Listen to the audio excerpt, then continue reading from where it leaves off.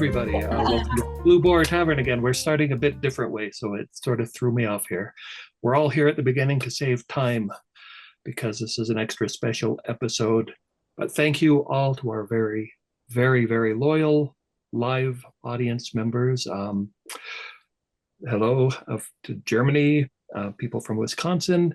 Chat amongst yourselves, use your chat buttons, send questions as you're able to. Hello to all our future YouTube viewers. Like and subscribe. That really helps spread the message and spread these videos across YouTube.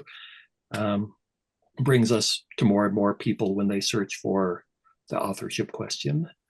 And I'd like to remind you that we're brought to you by the Shakespeare Oxford Fellowship. Go to our website, just look up Shakespeare Oxford Fellowship, look at our information. If you're new to the authorship question, look at Alex McNeil, one of our members, Shakespeare Authorship 101 video. Yeah, and hopefully you'll think of joining the Shakespeare Oxford Fellowship as well. I've been in it for decades. Anyone want to add anything before I do our little introduction to our special guest? Happy New Year. This is our first 2025 broadcast, right? Yeah, Happy New Year, everybody. And I'm realizing it's been a year since Professor Roger Stritmatter, who's there on your screen, joined us last time, and it's been one of our most viewed, most popular episodes, and rightly so. We'll get into a little bit what that was about in a second. Really, it's stunning research. I've been involved in the authorship for like 30 years or something, and I've seen a lot of amazing research, but this is one that actually gets my heart beating a bit faster, and I get a little fluttery because, this may be, to me, the closest thing to a smoking gun for Edward de Vere, as far as I can think of it. So we're going to get into a quick summary, but please, everyone, if you haven't seen it, go look at the earlier video, look it up on YouTube, Blue Boar Tavern, guest Roger Stritmatter. You'll find it, you'll love it. And we're following up on that because can we go a little bit into, the paragraph elevator talk version of what the last episode was about? Anyone?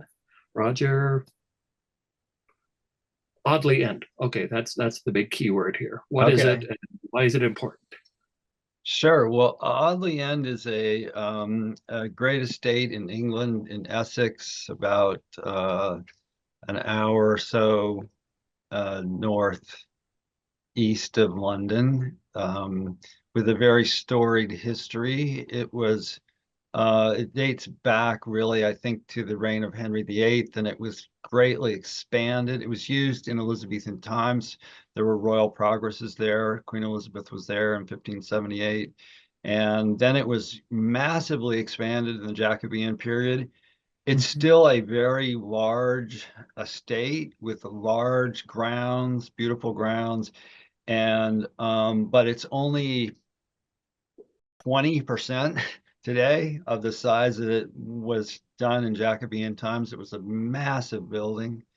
And they have a library there of approximately 100 Elizabethan era books and quite a few later ones, but about 100 that are, from the time of Queen Elizabeth. And in about 2016,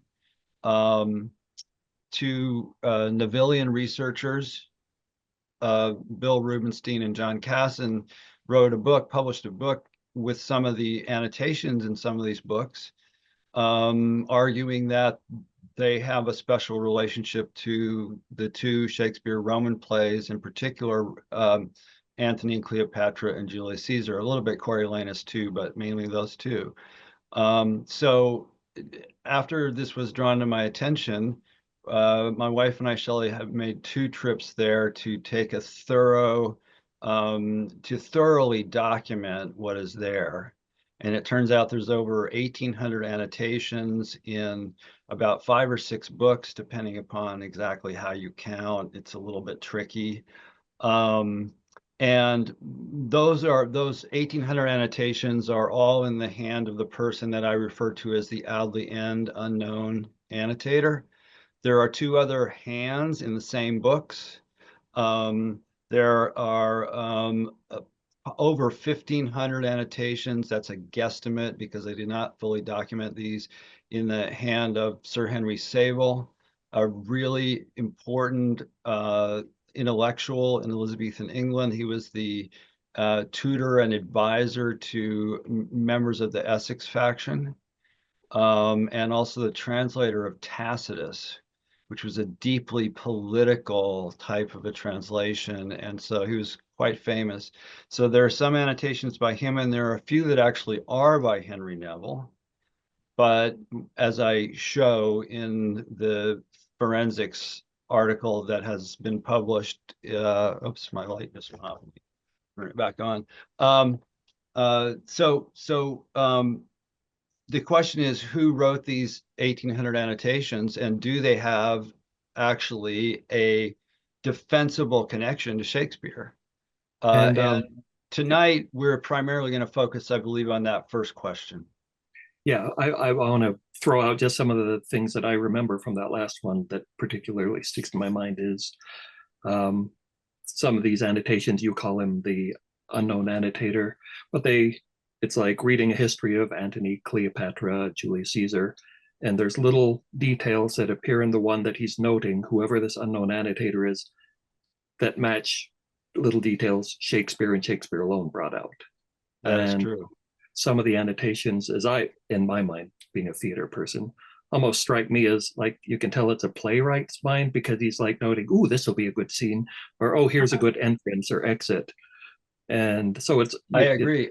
I agree. And that's the article that I have under preparation now is basically that argument. It hasn't been published yet. I've been having some interesting experiences trying to get it published. But eventually, I'm sure it will appear, hopefully in some fairly prominent location, one that's worthy of the quality of the evidence that is actually available. And another thing I remember, and this is the key, what you're going to be getting into. This wasn't even your last episode. I remember this at the conference when you showed this, was this unknown's handwriting really coincidentally looks a lot like Edward de Vere's. And I remember at the conference, Margot Anderson had this sort of stunned look on her face afterwards, saying, and this is somebody who's not flighty about evidence, saying, "Oh, that no, handwriting is his." Margaret, yes, and she response, but it was, yes. Yeah, she actually was instrumental in my PhD dissertation, which was on the de Vere Geneva Bible, which has his annotations in it, but it's a much smaller number of annotations, and it's much harder to see the connection between those annotations and underlinings in his Bible and the plays than it is in this case. But Margot actually was the one, when we were first working on the handwriting for that particular project, she was ahead of me technically, and she prepared these lineups of, all the letters extracted. And that was evidence that we took to an independent board certified forensic handwriting analyst to brief her to get her opinion. And she stated that she didn't use like 95%, but that was the implication. She stated that the only reason she could not be absolutely certain that it was his handwriting was that the sample size was inadequate. And that's kind of interesting to think about now, because now we have this huge, gigantic, 1,000 times as much, more than 1,000 times as much material in these books as we had in the de Vere Bible. So it all really hinges on the handwriting. In a second, we're going to get to Dorothea setting the atmosphere for Audley End. But I just want to emphasize here, the key here, since there's not a note in there saying, "Boy, I've really been enjoying reading these books, hugs and kisses, Edward de Vere." So the argument hinges on matching the handwriting to his and using the accepted standards of experts of handwriting. And that is correct. Because Stratfordians are going to do their knee-jerk, no. It primarily depends upon that. I would add, however, to that, although this is not forensics really, but having studied his annotations in the Bible and then studying these and knowing the plays pretty well, there are also clear sort of mental attitudes expressed through the annotations. I mean, you mentioned that they seem to you like the annotations of a playwright. That is very arguably true, and it is further arguably the case that this is a playwright who actually thinks in some of the same grooves that Shakespeare does. Yeah. Dorothea, can you set up the Audley End? I think Because Edward de Vere is known to have been in this house. that's right. I think we have to establish that de Vere was there, right? Because otherwise, what is Audley End? I mean, perhaps the books ended up there. But what is interesting, as Roger mentioned, in 1578, Queen Elizabeth took her court out of London, as she did to get away every summer from the heat and the plague and the smells, and took them on a long trip through the country called Progress. And they spent 5 days in a very hot July in Audley End in 1578, between the 26th and the 30th. What made this particular visit so fun is that you can find the historical records of what went on while they were there. And one of the things went on is Audley End is near Cambridge, as Roger mentioned. And there was a group of scholars who came in their long black gowns and kneeled before the Queen and the court, and they gave her perfumed gloves. Now, there were also perfumed gloves that were given a few years before, but here they are, scholars are handing them out to her. It was so hot that the record reads she only put them on halfway, smelled them, and thanked them profusely for their gift. Yes, she's a very polite queen. And then there were 4 nobles who also received gloves, unscented, Oxford being one of those. So there's the first mention that he is there. She starts to fan herself and she says, I'm sorry, it's just too hot. I need to go in. And so she retires. Everybody else leaves the outdoors and goes into the gallery. You can imagine this long hallway that has windows open on both sides. And there they requested a lot of beer and wine because they were so hot. And the scholars start on what is called a disposition on 2 topics. I think of it as almost like a debate for and against. The 2 topics are very interesting. I want to pause on them just for a second because they both show up in the Shakespeare canon. The first topic was princely clemency. That is the obligation of the prince. The quality of mercy is not strained. We have from Portia in Merchant of Venice. The second topic was that the stars do or do not impose destiny on man. And that topic reminds me of Romeo's 4-sided speech in Romeo and Juliet. And yet my mind misgives some consequence, yet hanging in the stars shall bitterly begin his faithful date with this night's revels, Romeo says. So there are 2 topics from these probably fairly boring debates which went on for 3 hours. One of Phoebe's favorite people, Gabriel Harvey, was a professor from Cambridge who was there at the time. He carried himself what he thought was great distinction, but nobody else agreed with that. This is the spot where he is writing, Oxford trying to become his secretary, saying, you should give up the books and become a man of war. And he writes that famous Minerva strengthens thy right hand, Bellona reigns thy body, with thee burns the fire of Mars, thy eyes flash fire, thy countenance shakes a spear. Harvey also told some very off-colored jokes to the Queen and to the ladies there. This one is my favorite. He had a riddle. A nut, a woman, and an ass are like. These 3 do nothing right, except you strike. In other words, beat women to get them to do something right. So he did not cover himself in glory, and Thomas Nash makes just lacking in social skills, I think. Absolutely. But this all happened at Audley End. So my picture is that it's so hot. These 3, 4, 5-hour discussions are going on and on. Oxford has it. He disappears to the library, and that is starts to write in books, Roger. So I don't know that that's true, but that's how I would put the scene together for you. So the key to all this is he was known to have been there. I He don't know if the was. books were there, but he can be put at Yeah. the scene of the crime. And okay, Roger, we're going to focus on handwriting, but you also wanted to expand it to a broader umbrella of forensic method. So I'm just going to throw that out to you and let you kick off any way you want on that. Okay, thank you. Well, here's why I wanted to bring in the broader topic. It's because we are all involved in an intense interdisciplinary inquiry, and we need expertise of all different kinds to be brought into the study. And most of what we do is closer to history or biography or literary criticism. But there are a couple areas of our study that really overlaps with forensics, by which I mean a scientific inquiry that produces reproducible results and is able to claim the ethos of having a method that can be carefully tested. And this is, of course, important in the domains of forensics that we see on television, where forensic experts on various subjects are asked to testify in court.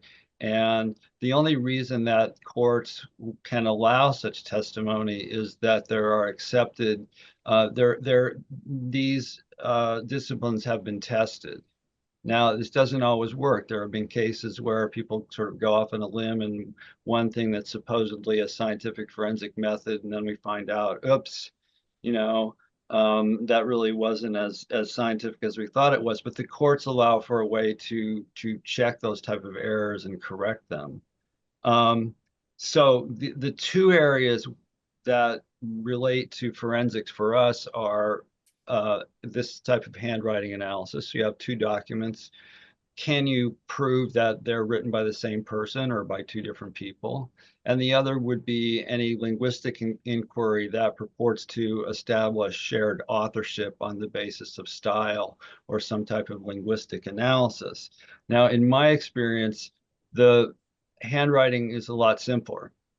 So just think about it in terms of the kind of data that you have to deal with. If we're doing handwriting analysis, we have a very limited number of symbolic characters, letters of the alphabet, maybe as few as 20 or 24. In this case, we have a Greek alphabet too, so maybe we have a total of 40 or 50 different characters. And all we're looking at is we're comparing those, in the two samples that we're looking at.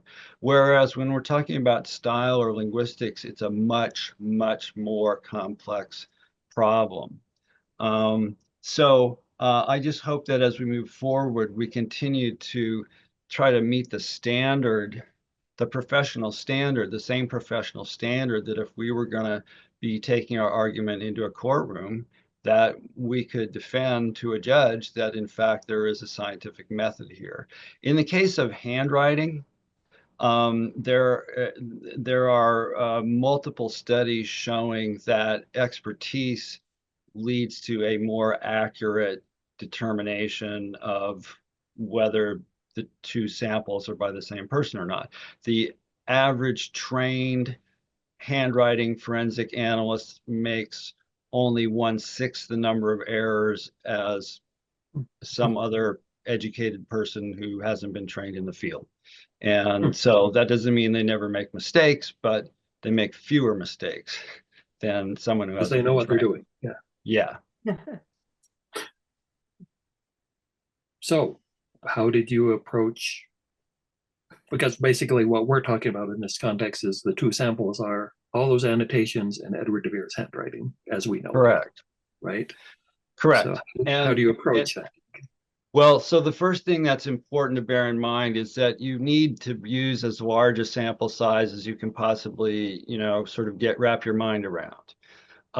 In the case of de Vere, we have probably I don't know exactly how many, but over 40, sometimes pretty long documents written in his own hand. They are written on full sheets of paper. This will be significant when we start looking at the material from the margins of books. And then we have one book at least that we know is another book that has his annotations in it, which is the De Vere Geneva Bible. So you always want to follow the procedure that you want to test your own hypothesis as many times and in as many possible ways as you can think of.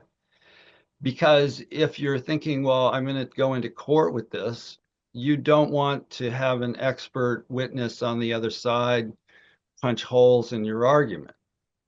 So, and this is something I've learned over many years. I should say I don't have a special qualification in forensic handwriting analysis, but I have studied it for a long time. And this is my, depending upon how you count, third or fourth publication in the field. So I have learned by my own mistakes. It's very easy to look at a document when we're full of enthusiasm and say, that looks like our guy, and really go along with your enthusiasm and not stop and say, okay, wait a minute, I need to turn this picture around and see if I can disprove my own argument.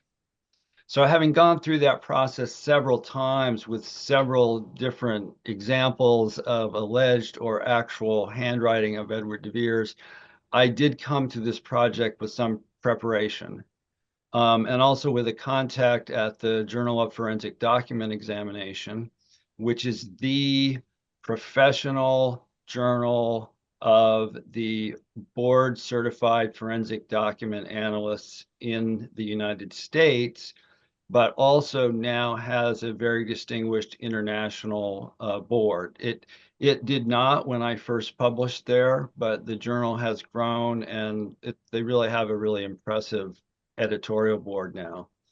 So, and the article that I sent them was 18,000 words long, which I was kind of like, I apologized when I sent it, but I said, well, yeah, I didn't see a word length, so I'm hoping you might just go with this. And they were like, that's fine, we love this. And it's most of that particular issue. Most of the 2023 issue is composed of this article.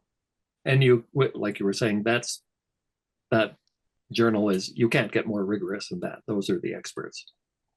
Well, it is one of several professional forensics journals. And it is the one that historically came out of the Association of the people that do forensic analysis of all different kinds, not just handwriting, but any type of forensic testimony in court. The people that read it and the people that write for it are usually the people who work in that field. It's not the only such journal, but that's what it is. But getting their approval is pretty big, I would say. I think it's definitely, yeah, I think it definitely means something. Yeah. It'll be very interesting. I mean, I'm fascinated. I've thought, honestly, after I did it, I thought maybe I shouldn't have done that.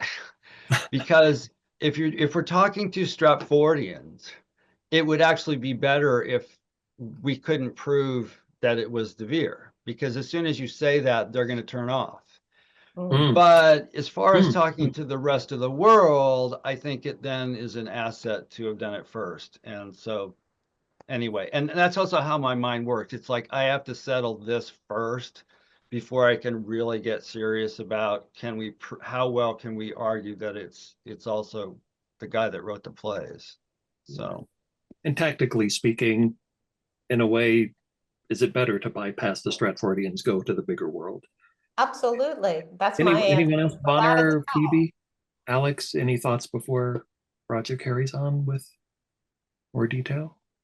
I guess I'm just seeing some people who are interested in AI. Has AI been used for forensic handwriting analysis yet? Is it accessible? Is it effective? Have you considered using it as a tool to aid in your work?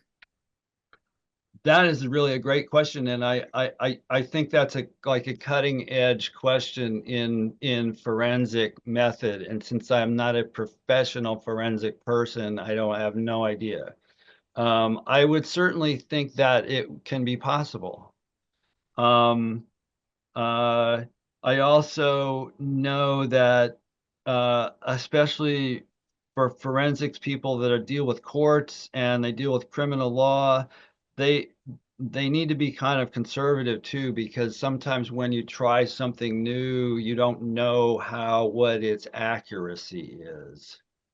May end up I biting don't you know if later. I don't know if any of you have watched this series by the Innocence Project about what they do, but this is an organization that I have huge respect for, and they have devoted themselves to actually getting people out of prison who have been wrongfully convicted, of which there are a surprising and unfortunate number. Um, and one of the ways they've done that is through the improved genetic testing for, for residue, for genetic residue. But it's shocking. And you know what the worst thing is eyewitness testimony. Yeah. This is the thing that is most wrong, probably, with our entire legal system, is that we still trust eyewitness testimony, even when it gets manipulated or coerced, and we don't know about it. But even when it's not manipulated or coerced, it turns out to be surprisingly inaccurate in many cases. So, Oh, Roger, I've got a question. The journal that you're speaking of, the forensic journal, yeah. do they routinely deal with historical documents, or are they mainly concerned with contemporary documents? Very good question. No. So this is a different this is a different thing for them. And I think one of the reasons they like this article is that although experts testify all the time about handwriting, in many ways, this is one of the most detailed case studies that I think anybody's ever done of a particular handwriting problem. That's why it's 18,000 words long. And I felt that I needed something of that length to just completely nail this down, so that if you actually read the article, first of all, the article proves that the Audley End unknown was not Sir Henry Neville. They take about half of the article just to disprove that, because that was the hypothesis that held the territory, so to speak. And then the second half applies the same set of tests to sample from Edward de Vere and shows that he, unlike Neville, he passes all those tests, and we do have a match. could you show us some of those examples, Roger? Sure. Okay. Let me go ahead and share my screen here. So let's go back to this is the journal, and let's see, I got to move something around. Oh, I guess I can do that. So this is, you can see there was only 2 articles in the whole issue. This one article is about the decipherment of text on documents that have foxing, and then the Audley and annotations applying Huber and Hedrick's elements of handwriting description to a 16th century unknown document was my article. It is deliberately titled in a very sort of neutral and objective and non, I'm trying to make this as scientific as possible and not make it really colorful. So, and I actually listed, this was partly just helpful for me to go through. This is my scheme of organization, which I needed to kind of keep this thing organized because it is so long. And I'll go through it pretty quickly here. So there is a thing here from the editor, Michael Pertsinakis, who, as you can see, is both a PhD in forensic science and a lawyer from Greece. So let's see, I have a general introduction here. I talk about handwriting. Interesting, handwriting is significant in Shakespeare. Okay, the subplot of King Lear turns on the question of whether Gloucester can recognize the handwriting of his good son, which is actually a forgery of his bad son. And also in Twelfth Night there is. So Shakespeare is already 400 years ago, already seems to understand a principle of modern forensic handwriting analysis, which is this, that handwriting is unique. And he's already dramatizing the problem of handwriting. And yet, strangely enough, we don't have anything beyond 6 signatures in his handwriting. This is the Audley End library. So that was just part of documenting the context in which the research was done. And I mentioned that there's different sizes of handwriting in the book and different types of pens being used. This image shows you have a Latin inscription here and a Latin inscription here, and then you have in a much smaller pen and in smaller lettering here, this is in Greek. So which sort of goes against the Stratfordians, if it is Edward de Vere, portraying him as like an intellectual lightweight who didn't really earn his degrees and things. Whoever. Oh, indeed. Oh, indeed. And don't get me started on the preposterousness of this argument, which has been put forth prominently by Professor Nelson. It is just completely wrong from so many different points of view. You know, de Vere visited Johann Sturmius in Germany when he was there. You know, Sturmius is one of the leading lights of the Protestant intellectual culture in the 16th century. And Sturmius wrote, I think it was to Burleigh somewhat later, and said, send me for Sir Philip Sidney or the Earl of Oxford, another one of your really bright young men. Now, he did include Sidney too, but the same people that say that Oxford is an intellectual lightweight, you know, probably think that Sidney was a really smart guy. So that's just a little bit of context. And then here's some more context. So it was not my purpose in this article to try to prove that the annotator wrote the plays of Shakespeare. But I did want in the introduction to give some samples of what the different annotations look like. And some of the ones that I included here are deeply suspicious is not the word I want to use. They're if you know anything about the plays, you will immediately be struck by their potential pertinence, even if you're a little bit reluctant. So this says, Cleopatra, enclosing herself in her tomb, pretends death. Mortem simulat. She pretends death. Jonathan, you were talking about how these seem to be written by a playwright. Right. Well, here you go. He's got Cleopatra pretending to kill herself. And then it says, which thing being heard. I kind of like that because I think it suggests something about Antony's impulsiveness. Okay, which thing being heard, Antony kills himself. That's the whole kind of final scene, right? Or a large element of the final scene of this tragic comedy.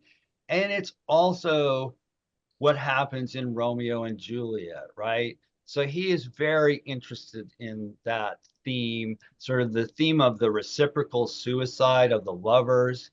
This says Mark Antony dies in the breast of Cleopatra. And this says Cleopatra, fearing lest she be led in triumph in Rome by Caesar, finally does kill herself. Okay, so this is all this part of my introduction. These I'm going to leap in here. I'm going to leap in here just because there was a cute comment as long as you had all those images. Oh, good. Michelle said, oh, look at that neat handwriting. There aren't any blots. Which is, of course, what Ben Jonson said about Shakespeare. Yeah, and he sometimes will correct himself, which is interesting. You know, sometimes it's clear he rewrites a word. There's even 2 really mysterious places in here where he's made a note and then he's crossed it out and he's written the same note somewhere else in the book. And for the life of me, I'm still struggling to figure out exactly what that means about the process. But one other really important general comment to make about these annotations is that they're full of cross references of many different kinds. And I think it's, let me see where my picture of this is. Oh, maybe I went past it. Somewhere in here, there's a thing called a book wheel. And that would be worth showing just briefly. Oh, I've forgotten where it is. It must be further on. Just give me a sec here. Roger, while you're looking, maybe you could Yeah. answer, is there anything that you can say about the sort of mental state that he's in as he's making these annotations? Is he hurried? Is he taking his time? Is it leisurely? Is it different from different annotations? So we were talking about this a little bit earlier, and I should mention that one of the places where my peer reviewers on this article were a little hesitant was on those types of questions, because those are inferences, and if we're talking, say, about, how careful is the writing versus how hurried is it, that the hurriedness could be for various reasons. We were speaking earlier about Oxford's 1583 letter to William Cecil, where Cecil's been spying on him and he's really angry. And you can certainly see the deterioration of the handwriting in that sample compared to the norm. And it would be really impossible, I think, to generalize here. I would say that the variation that we're going to see in these books is more often the result of a variance in the size and cut of the quill pen that is being used to make the annotations. Obviously, I think it's clear that these annotations indicate multiple readings, because you can see, as we saw in that last example where he has two different sizes of writing on the same page, that I suppose he could be using two different pens, though. So it's kind of hard to draw a definitive conclusion about that. I'm not finding the book wheel, but let me just keep going here. So I mentioned Sir Henry Savile. So this is my sample of Sir Henry Savile's handwriting, and you can see that it's a little bit informal. The note here is very interesting. It says the origin of the Aboriginals, and then opimota, fertile things. I'm not sure exactly what Savile was thinking about there, but I think that's a very interesting note. So when we talk about handwriting, we have to bear in mind what are the standards that the writers are being taught. What is a letter supposed to look like? So there are a few different what are called copybooks available at the time. These are the capital letters from Arrighi, which is 1523. Most of these books are Italian. The first one in English, I think, is 1572, but it might even be a little bit later than that. So in the 1550s and 1560s, if you were learning how to write, you would be using an Italian copybook. And you can see here, over here, these are the lowercase letters, which are really more relevant. So I gave both of those as an example. And before we go on, just back one, this is what we have identified as Henry Neville's handwriting in these books. There are only a few annotations by Sir Henry Neville, but it does appear that the books passed through his ownership in the past.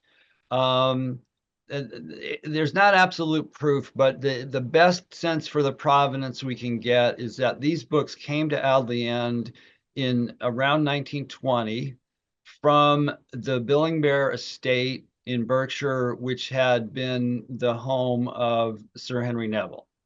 Now, Sir Henry Neville lived until 1615. So it's really not rocket science to see how easy it would have been for these books to pass into his library after de Vere died in 1604.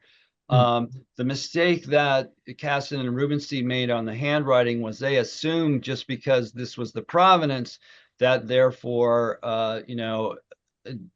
Neville must have made all these annotations. He didn't. He made a very few of them. Roger, people are saying it's page 39 is the book wheel, if that's where you want to go to next. Okay, thank you. Okay, so we'll come back to that as we go through. So I don't want to go through this I don't want to take too much time, but this is the best sample of, so I showed you Sir Henry Neville in one of the books.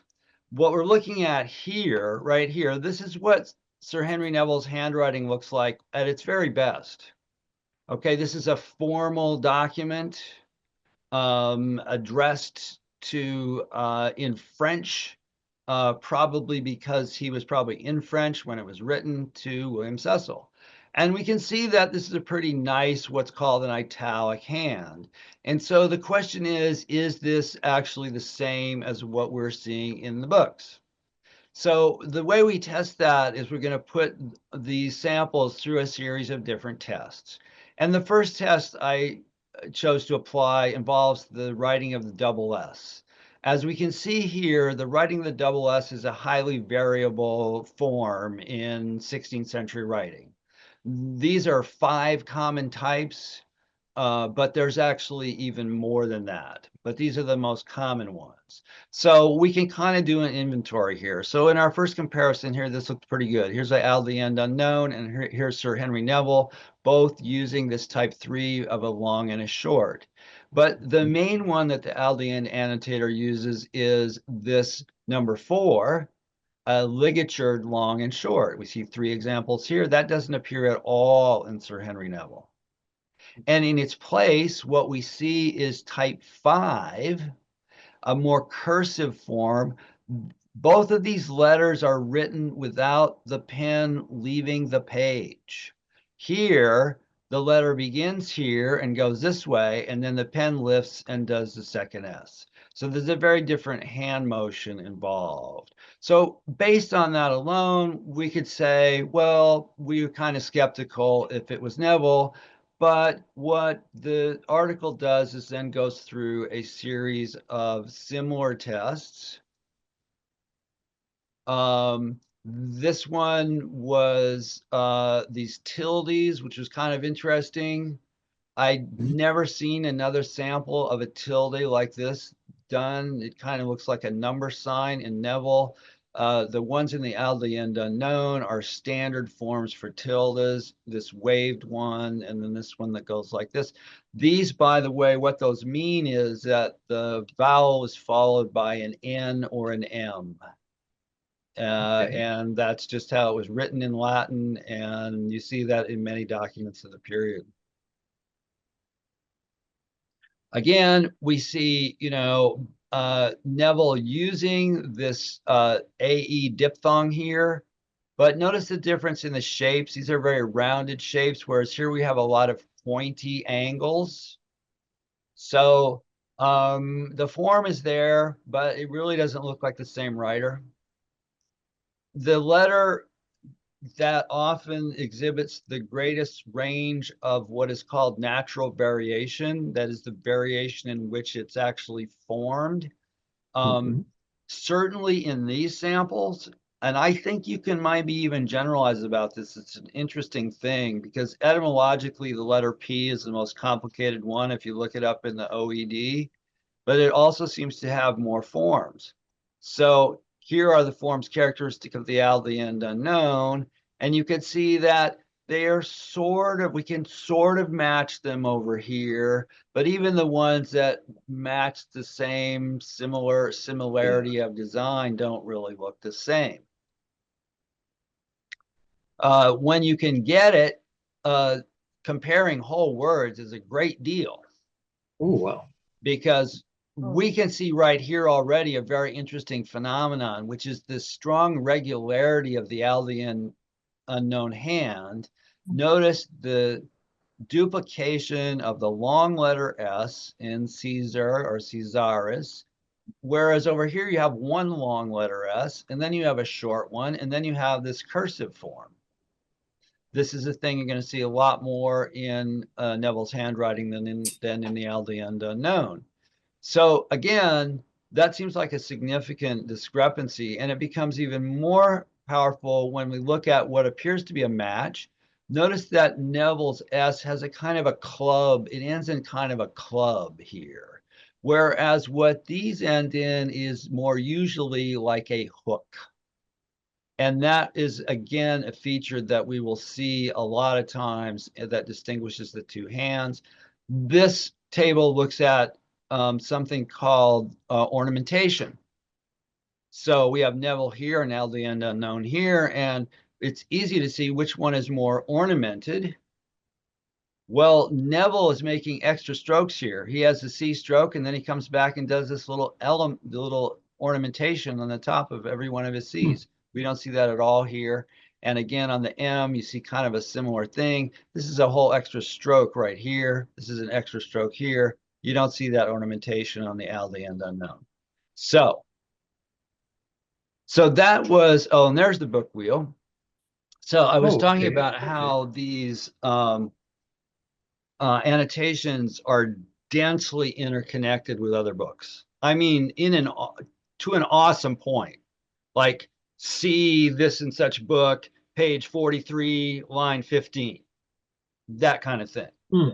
Now, although it may be possible to do that with a big table, as Marty Hyatt said to me, and enough books, you can lay them out on the table and you can do that. A device that actually was designed to facilitate that kind of comparison is this Renaissance book wheel. This is from a 1588 publication. None of these are known to still exist from the 16th century, but if there were any in England, I'm willing to bet that Sir Henry Neville and Sir Henry Savile and the Earl of Oxford would have been among the people who would have really wanted to use them, because they were all serious intellectuals. And what you could do here is you could say, well, our topic is going to be republicanism, the Republican government. And you can take 20 books, or I don't know exactly how many books it holds, 15 or 20 books. You can open them to the page where that topic is discussed, and then you can turn them and you can read. And that way, if you want to annotate exactly where to find that topic in another book, it's much easier to do. So for some people, that might be, I'm sorry to interrupt, but some people I know, it's a pretty small photo. I just want to say it's like a big Ferris wheel you're sitting in front of. It's big, yeah. Little cart is a little book coming around in front of you like a Ferris wheel at the carnival. Absolutely. And some of the best studies of the history of reading tell us something very important, which is that we tend to think of reading as a solitary activity. It usually wasn't a solitary activity in the 16th century. So the notion that you have three guys or more, or guys and gals sitting around, one of these machines, sharing reading and maybe annotating, that's a very likely type of a scene. And I would say that the evidence from these books really supports that type of a model, because we see annotations by the same three people in multiple books. So maybe they were passing those books back and forth, between different households, but maybe they were together at a big place like Audley End and were studying together. So now sorry. So are you proposing, I just want to make sure I understand, are you saying that maybe Henry Neville and Edward de Vere were working with the book at the same time together, or is that not what you're suggesting? Quite possibly. Wow. So and also there are 1,800 annotations. So do you have a sense of how long, that's a lot of annotations. So if you want to answer, how long he was working on it for. Somewhere I estimated the total number of words, and I can't remember what it is now. Some of these annotations are 1 word long, but some of them are up to 26 words long in one annotation. And quite a few of them, I would say, are 8 to 15 or 20 words long. So we have a lot of words, and clearly I would say it indicates certainly for Savile and the Audley End unknown, both of them spent a lot of time reading these books. How much time Neville spent, it's a little harder to tell, because his annotations are much fewer. Wow. So any other comments or thoughts before I move us through the De Vere evidence? Okay, and I'm just going to quickly note we have about 10 minutes. Maybe we can go a couple minutes over that, but I Okay. just want. I'm going to wrap this up in about 3 or 4 minutes. Okay, so yeah. What I just showed you was multiple reasons for rejecting Neville as the writer. Mhm. And I've done the same tests following for De Vere. So here are the results on the double S. And we see that in place of the empty cells that we had for Neville on this form, we see a very good match. We do see also, interestingly, it looks like the pen is a lot thicker here. And there's a greater slant here, not by a lot, but by a few degrees. So these are not a perfect match, but they're much closer than what we saw for Neville. And we'll come back to the slant issue. So again, this is just going through the same sets of tests.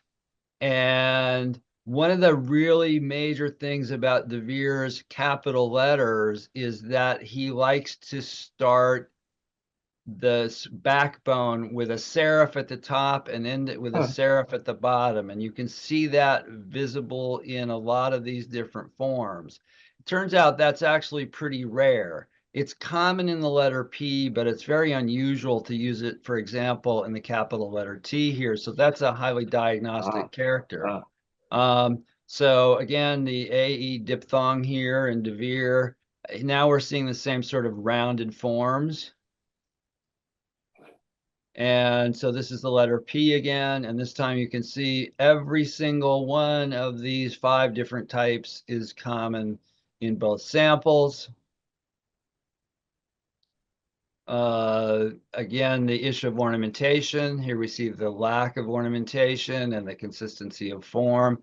Again, I had some full word comparisons here that are quite telling. I love this one. So one of my favorite things about this is if you notice the dots on the eyes, familiae and familiaritas, the same kind of pattern. That I consider to be a highly strong indication of common writership. Wow. We have the word Aeneas and Aeneases in both our samples again. This, by the way, is in his St. Bartholomew's Day letter. And so, Phoebe, you were asking about emotion. I would say that is another document where both in the language and in the handwriting, we can tell that he's not as happy as he seems to be in some of the other things that he's written. Wow. Bartholomew, is that the massacre in France? The massacre, yeah. Wow. Which he So he got seems into to this have massacre been. in France, and then he was writing, and his hand was hurried. He seems to have been, I don't know if he was actually an eyewitness. He might have been. I don't think, yeah. He wasn't in Paris at the time. I think he was writing to Burleigh. I think it was like Theobald's London. One of them was in London, and Burleigh was in Theobald's, and he's writing this very stressed letter saying we need to do something about this. This is terrible. He wasn't in Paris, no. Yeah, but he does seem to have been very well informed, well enough informed that he's writing to Burleigh and telling him what's going on. Yeah. So this is actually a test that I didn't do for Neville, because you cannot do it for Neville because you never see this feature. And that is these terminations on certain letters where the pen does almost a complete turn. And you can see the really impressive similarities there. So these are just, I brought in the De Vere Geneva Bible and some examples from there. I'll show you in just a minute why I did that, but these are just showing what the writing and the annotation looks like in the Bible. And so I mentioned slant, and this is probably the thing I'm most proud of about this article, because I did have this one discrepancy, which is that you have, so here's the De Vere correspondence, and here is the Audley End, and you can see that this is considerably more upright than this one. But when we throw in the Geneva Bible and these ones in the middle, what you can tell from that is that this is a standard for Oxford anyway, maybe for other writers, we don't know. But for Oxford, when he's writing in the margins of a book, his handwriting is a few degrees more upright than it is when he's writing at speed across a piece of paper, which And is really that's just because there's a tighter space to fit it all in, right? exactly. Isn't that true? Well, and maybe also because the space is also not quite flat and the paper is a different kind of paper. But I think the compressed space is probably the most important factor. I think And that's also, right. when you're writing in a book, your hand is over the edge of the book sometimes, whereas your hand is flat on a piece of paper. My True. handwriting changes. So Yeah. Right. Yes. Good point. That's another factor. So there's at least about 4 factors that could result in that, but we can prove that that is not an argument against him being the annotator in this case, because we have directly comparable evidence from the Bible. I'm going to leap in here and just say that people are demanding to hear from Bonner. I'm going to put the pressure on you, Bonner. But if you have any thoughts at all on any of this, people want to hear them. Just one little thought when you used the letter from the St. Bartholomew's Day that Oxford was only about 22. He was in his early 20s when I would disregard that letter quite as much because surely he was an older and more educated. There's so much more education showing up in the Audley End letters. And so it must have, I'm just assuming now that's an assumption and assumptions are dangerous, I know, but I would look, I don't know, have you used the 10 letters? The handwriting from the 10 letters? Yeah. Yeah, I Okay, good. have. Because I he's have. obviously in his 40s at that point. So yeah, I would but once again, it's guesswork. We don't know when he was So he certainly covered a long period of time to have that many annotations, as someone else has said. So I'm just saying from the letters where you're taking these comparatives of these letters, the individual letters of the alphabet from his actual letters. And something else in the 10 letters that I noticed. Now, granted, my use of 10 letters in my little talk that I gave in Chicago, I've had a lot of good comments about it over the years, but I want to say I'm in elementary school and you're teaching calculus here. So I don't want to be, but he starts with wonderful handwriting, very clear in most of his letters. right. And then as his thoughts are just rushing and rushing, and then it gets really, really cramped and compressed at the end, and his handwriting changes to much more, it's a different, I mean, it's still the same letters, but it gets, he gets cramped and messy, and there's, obviously he's just writing as fast as as he can get the thoughts through his head. So it's kind of interesting because we really have a lot of variety for his handwriting through these letters. The numbers, Correct. you've looked at Yeah. them all. So that's just my comment. You Thank you, Bonner. okay? You asked me for something. I want to just throw out and give credit where it's due to here in our comments. People are saying bravo to Shelley too for adding so much in our comment thread as we're going on, sort of adding details to what we're saying live here. So thank you for that. Thanks, Shelley. Roger, have you had any response from Stratfordians on this, or do they do the usually ignoring, or any response from the forensics readers of this article? I haven't had really much. Well, I haven't had any response from forensics community. I was really hoping, and I still hope, that we might be able to get an independent test of my results. For example, at the University of Buffalo, there's a Cedar Fox forensics unit that uses state-of-the-art computer methodologies to determine whether 2 documents are written by. I'm kind of doing like the old-fashioned thing, or cut and paste by hand everything. I would love it if they would test this. My impression, frankly, is that the Stratfordians are right now entering a crisis mode where they are being even more recalcitrant in not looking at new evidence than they have in the past. I, of course, am not going to go into any details because that's not fair or appropriate. But so far, the 2 places that I have made inquiry to have basically told me in no uncertain terms that they don't understand what I'm saying and I should get lost, basically. Somebody says circle the various wagon. ways. Cheryl says, I was thinking they're in the bunker. No. Alex, yeah. Two quick questions. One is your article freely available online if people want to Yeah. find it? Okay. And Yeah, second, so it's on my website, actually. What I was showing you was a flip book that I made on my website, and so that's available there, and you can certainly view it. I think you can download it too, I'm not sure. and your website is? Shakespearesbible.com, with a hyphen between Shake and Spear and a hyphen between Spear and Bible. Okay. And then secondly, this may be the dumbest question of the evening. What's your best determination? What is the purpose of the annotations? That's a great question. Yeah. That's a great question.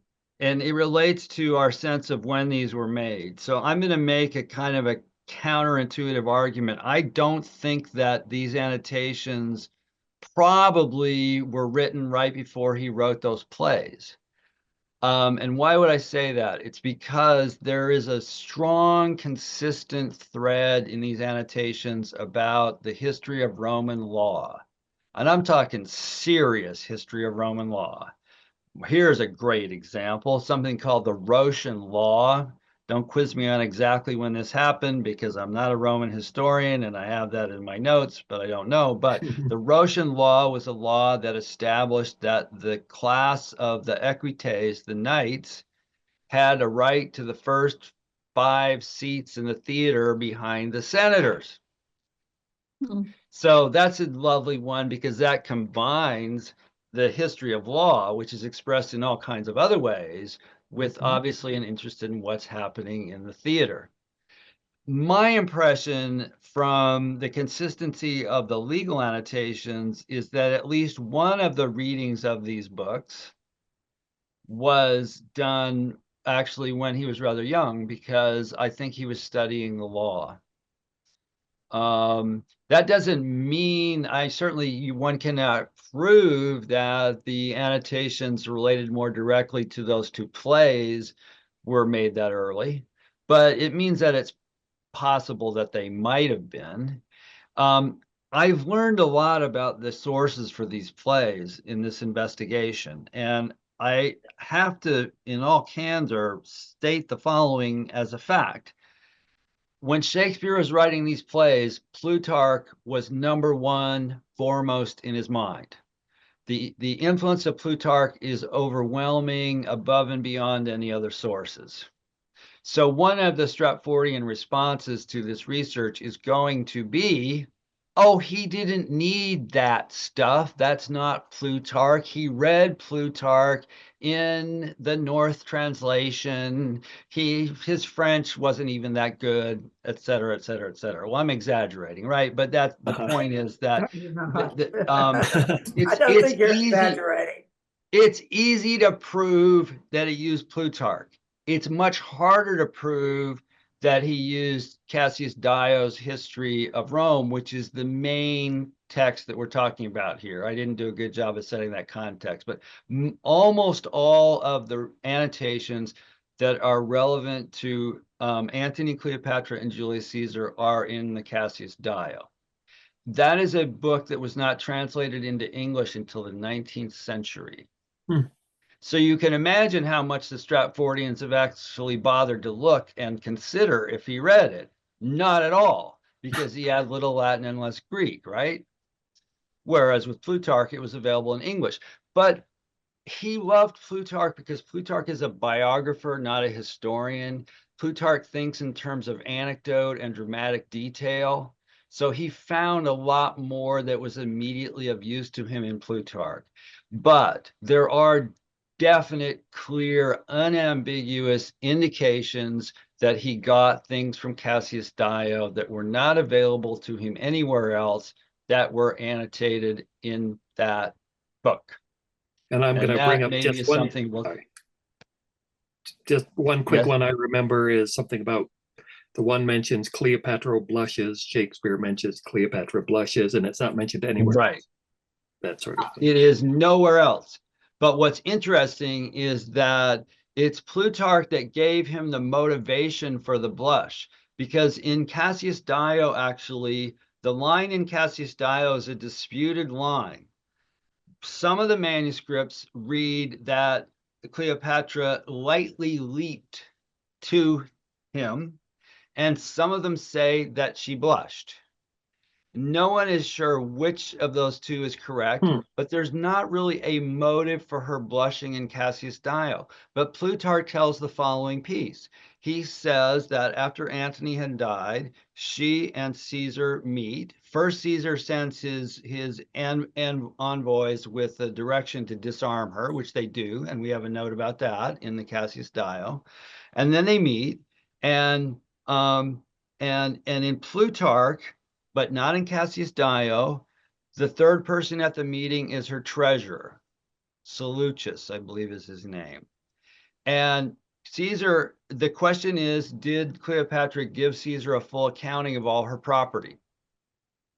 And the treasurer says to her, he says, "Madam, I cannot lie." And then he says to Caesar, "She has kept back enough to purchase everything that she told you about." And that is the motive for the blush. So the beauty of this is that between these two sources, and only between these two sources, we actually see the creative act of joining Shakespeare's consistent interest in blushing and other expressions of human emotion with an actual motivation that is dramatically plausible. That's not in the text where he found the blush. How about So that? he's combining the two sources, and that's what creativity Yes. is combining things from, Yes. this is horrible, but we've gone almost 10 minutes over, and we need to let our people go, I think. So, thank you, Roger, so much. Thank you so much. And anyone else? All right. Thank you, everyone. I hate ending. Bye-bye.